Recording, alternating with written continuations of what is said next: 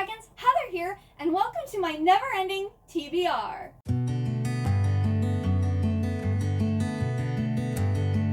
Today I'm going to be doing my April book haul. So these are going to be all of the books that I got in April. Now I normally have where I do all my special editions at the end, but I actually didn't have that many special editions today, so I tried to separate them by genre. There's quite a few books here, but not as much as last month, but let's just get right into it. I'm going to start off with classics. I actually bought quite a few classics in April. I'm going to do the first one. I got Anne Rice, The Vampire Chronicles. This is the first 3 books in The Vampire Chronicles.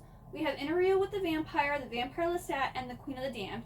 I actually already have read all of these. I think actually for The Vampire Chronicles, I think I have 1 book left to read. And then there's a spin-off series. There's the, what are they called? The Witch series. That's a spin-off. But I think only have 1 book in this huge series left to read. But I wanted to get this because my current editions of this are just little mass market paperbacks. And so I wanted this really nice big one. But if you didn't know what Interview with the Vampire was, or is, it's a book, I think that was written back in the 1970s about this vampire, Louis, who is being interviewed by someone, and he's basically telling his life about how he met Lestat, which is another vampire, and his life then unfolded from there. Most of the series actually follows Lestat. And he also, he also has a 3-book spin-off series too, which is the Prince Lestat, and Atlantis. I don't know, I haven't read those either. But I guess that technically is a spin-off series. But this first book is about Louis, but it more so the series in general follows Lestat. And it's really, really good. These aren't books that I would recommend binging. I would treat them like a classic. They're very rich, they're very dense, they're... you need to think and ponder when you're reading these because they're making a lot of philosophical and theological discussions and things. So I love this series and I'm happy I have this beautiful edition. And then I got some 2 different books from the Bronte sisters. So I got Agnes Grey by Anne Bronte. This is about a family who suddenly falls into debt, and our main character Agnes Grey has to become a governess, and she has this idealistic belief that she can win the respect of her pupils, and that is dashed when she realizes they are fully indifferent to her efforts. And it's inspired by Anne Bronte's actual experiences as a governess. And then I also got Shirley by Charlotte Bronte. This is the novel that comes after Jane Eyre. And this follows Shirley and Caroline as they explore friendships, romance, and their position in society against the backdrop of a great social change. So that sounds interesting. This one's really big, where Agnes Grey's really tiny. This was a cheap, discounted book at Books A Million I got this one, and I think it's second in Charles. And then I got The Age of Innocence by Edith Wharton. This is handsome, wealthy Newland Archer has it all, including an engagement to the lovely May Welland. However, when the beautiful, scandal-ridden Countess Ellen Olenska, May's cousin, returns to New York City, Newland and Ellen begin to question their choices and their place within the gilded age of society life.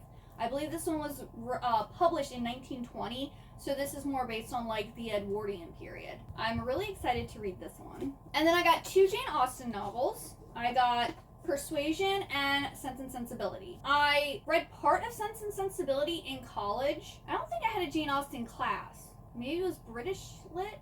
I don't know. I just couldn't get into it, and I ended up SparkNoting it. But I really actually want to read it because I like Pride and Prejudice. I liked Emma after I had watched the 2020 Emma. Then I enjoyed the book more. And I also really liked Northanger Abbey. So I want to try to read more of Jane Austen. Maybe now that I'm more mature and older, I will appreciate them more. And then I also got Persuasion here, which I've never read. I did watch a newer movie adaptation of this, which was okay. And I have an older version that I need to watch still. But I feel watching Jane Austen movies based off of Jane Austen's books and then reading them helps me understand and appreciate the story better. It's just what I've noticed personally for me. Alrighty, well let's do horror because I think there's only 2 horror books. So I got Their Monstrous Hearts by Yingit Turhan. So this is a nice special edition. It says a haunting novel about the boundaries people will cross to keep their dreams alive. Our main character finds that his grandmother died and he inherited her villa in Milan along with her famed butterfly collection. As Ricardo explores the decrepit estate, he stumbles upon his grandmother's diary, which might hold the key to her mysterious death or at least give him the inspiration he needs to finish his manuscript. But he might not survive long enough to write it, so he's writing a book. And then I ended up actually getting 3 Aardvark books. This was one of them. Bat Eater and Other Names for Cora Zeng, and this is by Kylie Lee Baker. I wasn't a fan of her, the second book, The Empress of Time, is looking at me here in that duology. I didn't really like the first book in that one. It's about the British Reaper and she's like half British Reaper, half Shinigami, and she like has to go to the underworld. I didn't really like that one, but her Scarlet Alchemist, the first book, and then that duology, so good. Love that book. So I'm hoping I like this one. This is a wildly original, darkly humorous, and subversive horror novel for fans of The Only Good Indians and The Eyes of the Best Part. And I think it's about this Chinese lady in America who is having people be like racist against her because of like the whole COVID thing. People calling her Bat Eater and stuff. Oh, apparently the gates of hell open. So she is a crime scene cleaner, and she keeps on finding bat carcasses and the bodies of East Asian women at all of these crime scenes. Not really sure what that's all about, but I'm interested.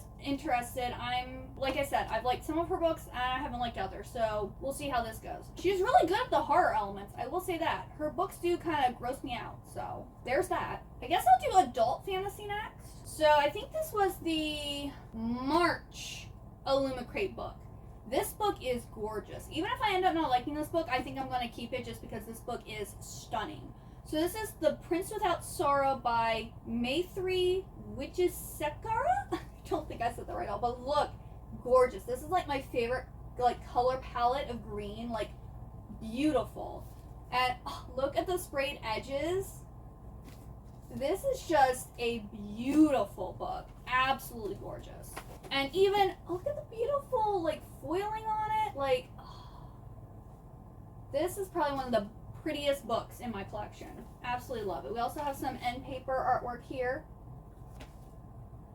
The artwork I'm not that big of a fan of, but, And then we also have a letter from the author, and we also have a signature too. This book doesn't actually have very good reviews, and that's why I'm like, even if I end up not liking it, I'm going to keep the book because I just want to put this on display. But it says, a prince born into violence, a witch seeking revenge, a curse that will change the world. This draws on inspiration from the Mauryan Empire of ancient India, and it is the debut that plunges readers into the first book of the Obsidian Throne trilogy. So this is going to be 3 books. Then Aardvark did these special editions of The Tainted Cup and A Drop of Corruption, so I got these along with the Bat Eater book. And these are special because they have foiling on the hardcover.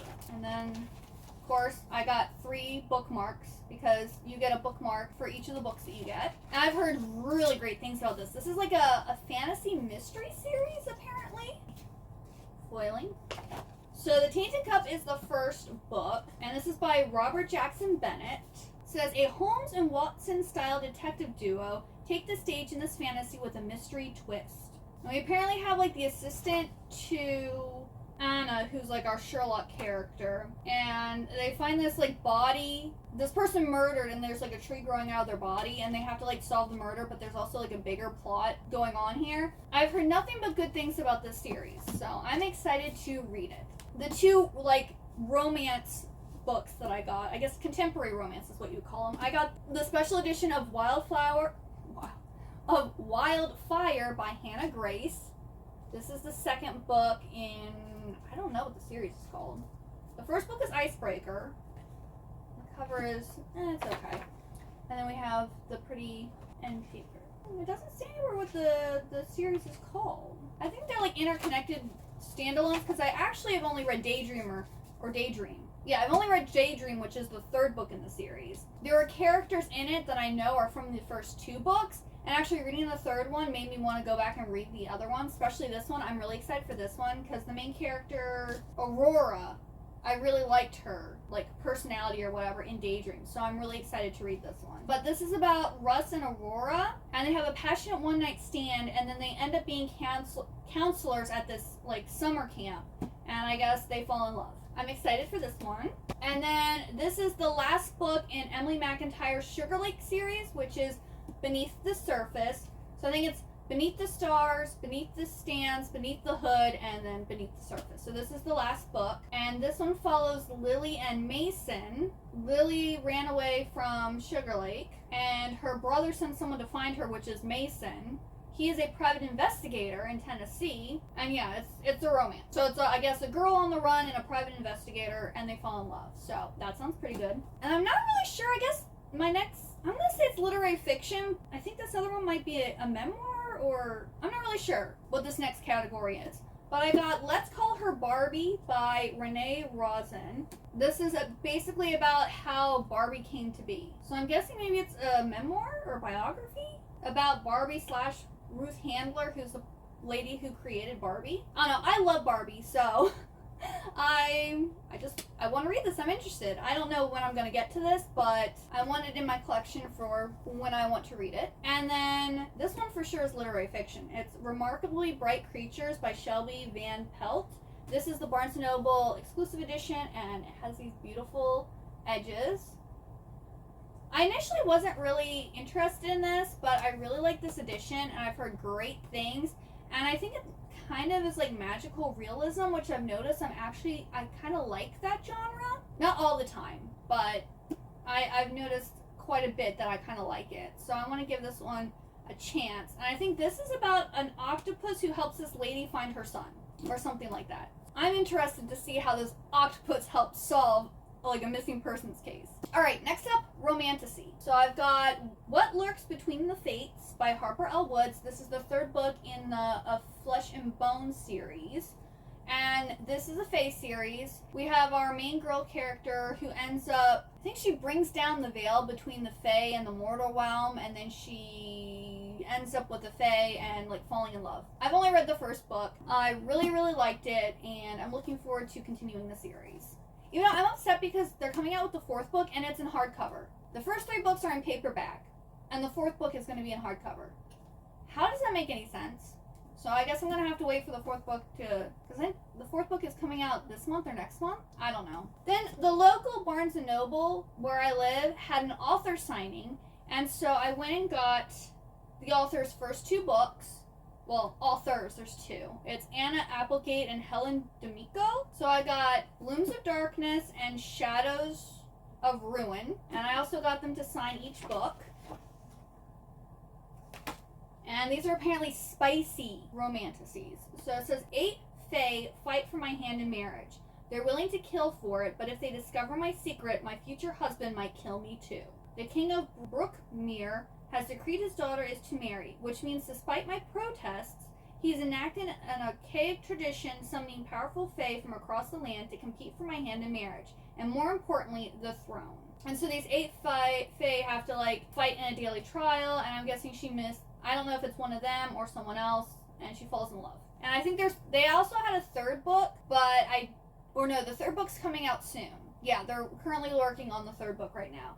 So I'm excited to read these, because I haven't heard anyone talk about these, and it's good to support a small local author. Then I got The Geographer's Map to Romance by India Holton. This is the 2nd book in this like historical romance series. It says geography professors in a failed marriage of convenience inconveniently reconnect for an emergency mission in the swoony historical fantasy rom-com. And yeah, that's all I need to know. I'm excited to read this series. I love a cute historical romance, especially when there's comedy. I like a rom-com. Then we have The Twisted Throne by Danielle L. Jensen. This is book 5 in the Bridge Kingdom. I haven't read the Bridge Kingdom yet. I'm just buying all these pretty books. But then they're also having special hardcovers editions coming out for the series too.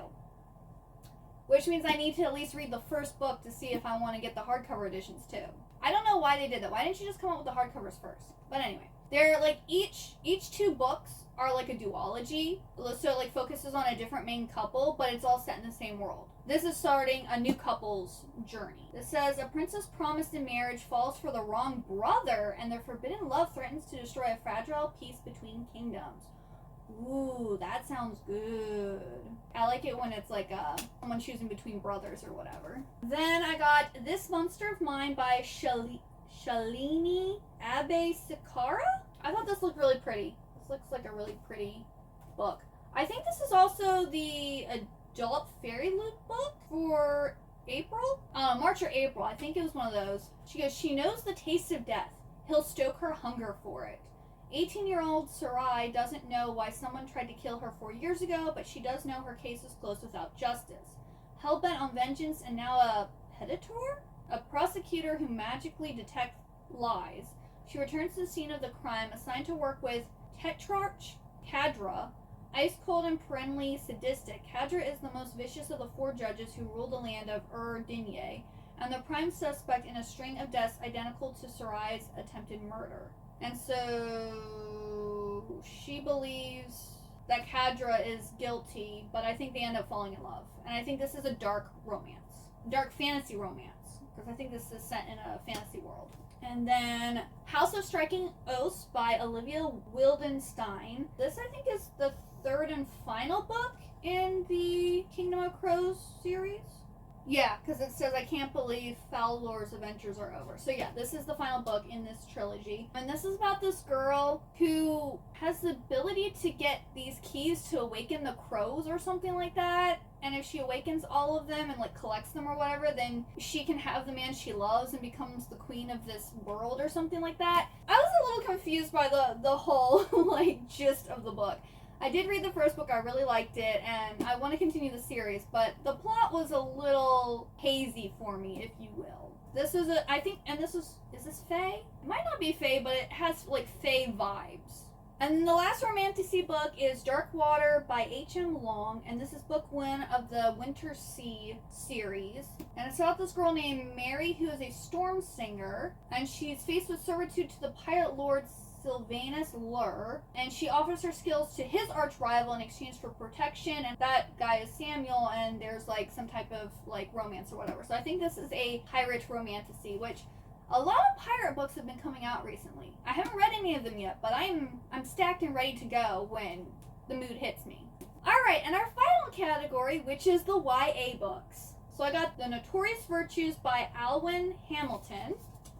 So this is actually a like special first edition. Never underestimate an heiress when her magic is on the line. We have 16-year-old Honoria, who is the daughter of the most powerful heiress in all of Wallstead. Her family controls all the money and all the magic in the entire country, but despite being the center of attention, Nora has always felt like an outsider. When her mother is found dead in an alley, the family's throne and fortune are suddenly up for grabs, and Nora will be pitted against her cousins in the Veritas, the ultimate magical competition for power that determines the one family. Okay, so yeah, this is like a trials book to determine who is going to be the next ruler of this country. Then I got my special edition, my Fairy Loot special edition of Kiki's Delivery Service by Aiko Kodono. I've already read this, but this is a very pretty edition, and it will look really nice with my Howl's Moving Castle book, but oh, look at this. So pretty. This is the book that inspired the movie Kiki's Delivery Service that Hayao Miyazaki made into a movie. And it's about this, I think she's a 13-year-old witch who has to leave home to, like, discover the type of witch she wants to be, and she starts a delivery service because she can fly on a broom. And she also talks to her cat, Gigi. It's so cute. It's so wholesome. I did like the movie better than the book, though, I will say. Because I watched the movie. I don't know how many times I watched the movie, and I finally read the book. And the movie is a lot more magical. It brings my heart more joy, and it was more heartwarming than the book. That's just my personal opinion. The book is still good, though. Then, this book I originally wasn't going to get. Like, physically, I was just going to get the ebook. But they had a signed edition. And the signature is so cute. So that's Boys with Sharp Teeth by Jenny Hallwell. And I'm pretty sure this is a vampire romance type thing. But look at the cute... Oh, the signature is so cute. She actually drew like a little ghosty. Like, I was like, I have to get it. This is just so cute. We have 17-year-old Marin James, who has spent her entire life living in the shadow of the exclusive Huntsworth Academy. And when her cousin's dead body is found in a creek on school property, Marin knows exactly who's to blame. Adrian Hargraves and Henry Wu. So I'm guessing those are our characters. The enigmatic, dangerously alluring leaders of the school's social elite. Swapping her ripped jeans for a crisp prep school skirt, Marin infiltrates Huntsworth to seek justice. But her quest is quickly muddied by a confusing attraction to her new life and to the two dysfunctional and depraved boys who somehow understand her better than anyone ever has. When Marin uncovers an otherworldly secret the boys are hiding behind, Huntworth's ivied gates, the lines between right and wrong, love and hate, and nightmare and reality begin to crumble, and nothing is as it seems. I'm pretty sure the boys are going to be vampires. Because that just makes sense. Boys with sharp teeth. Vampires have sharp... I could be wrong, but that's what I'm guessing, and that's why I picked it up, because I want vampire books. When my bestie and I were on our girls' bookish trip in Richmond, Virginia, we ended up going to Second and Charles, and I went and got some books there. And one that I found was Heart of Iron by Ashley Poston. So this is by the same author who did like The 7-Year Slip, A Novel Love Story, The Dead Romantics, like those kind of like magical realism, like romance stories. And this is a YA, like a sci-fi YA. And it's also a special edition. And when did this book come out? It's also signed. It's signed by her. This came out in 2018. But this is about 17-year-old Anna, and she was found as a child drifting through space with a sentient android called D09. And then something happens to D09 and she has to try to save him. And like they're traveling through space and stuff. So I think it's like space exploration while also trying to save her, I guess it's a robot or something. But it sounds good. Kind of Star Trek-y, which I like. Some other books I got at Second and Charles. It's actually a complete trilogy by Sarah Reese Brennan, and I had my eyes on these because these are older books. I just never got them, and then they had all three of them for like, I think all three of them together was like $10 for all three books. They were like $2 something a piece. So this is the Lindburn Legacy. They're a gothic like YA story. Some small towns come with big secrets. Sorry in the Vale has a mysterious past. The Lindburn family has owned the manor overlooking the sleepy English village for centuries, and then they've disappeared. People still don't like to talk about them. Cammie hates secrets. She runs a school newspaper and has never met a story she couldn't scoop. But Cammie has a secret of her own. She loves a boy she's never met. A boy she's talked to in her head since before she can remember. And then the Lindburns return. With them are their 2 teenage sons, Jared and Ash. The voice in Cammie's head is suddenly a very real boy. Does she still love him? Can she trust him? As dark deeds begin to come to light, Cammie isn't sure of anything anymore. So the first book is Unspoken, second book is Untold, and the third book is Unmade. So I am really excited to read these. I think these are like the 2010s era. 2012, so the first book came out in 2012. This is the era of YA books that I love the most. Of course, that's also when I was in college in the 2010s. I still felt like a teenager, though. Then I got the new Shatter Me book, Watch Me by Tahara Mafi. It came in this beautiful, like, special edition. I'm interested to know what the gummy bears are about. But this is a very nice edition. This, I think it follows Aaron's brother. Yes, this follows Aaron's brother James and Rosabelle Wolfe. And so this is kind of like a sequel spin-off series to Shatter Me, which is a very popular dystopian series. Another book I got at Second and Charles is Freaks by Amanda Hocking. I believe this is like a circus one. In a world of magical visions and pyrokinesis, Mara just wants to have a normal life, but is that possible? Our main girl Mara used to be extraordinary when she was traveling from place to place with Gideon Devoran's traveling carnival, but she longs for an ordinary life. And she gets that chance when the struggling sideshow sets up camp in the small town of Caudry, and she meets a gorgeous local guy named Gabe. But before long, Mara realizes there's a dark presence lurking in the town that's threatening the lives of her friends.